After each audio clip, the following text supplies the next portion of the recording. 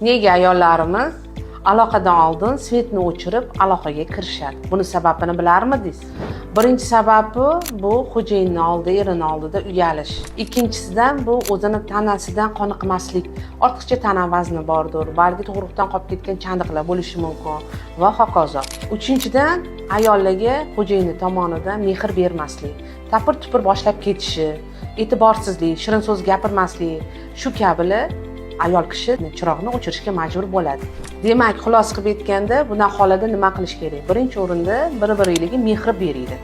Ayniqsa erkaklarimiz ayolni aloqadan oldin rag'batlantirib, mehr berib, shirin so'z gapirib, qulog'iga "Sen yaxshisan, sen yaxshi ko'raman, jonim, asalim" deb aloqaga kirishlik kerak. Shunda ayollar o'ziga ishonchi ortadi, sizni juda ham yaxshi ko'rishni boshlaydi va aloqa payti ayollarimiz yaxshi kirishadi, o'ziga ishonch bo'ladi, ayol kishi ham orgazm oladi, erkak kishi bu narsadan qoniqadi.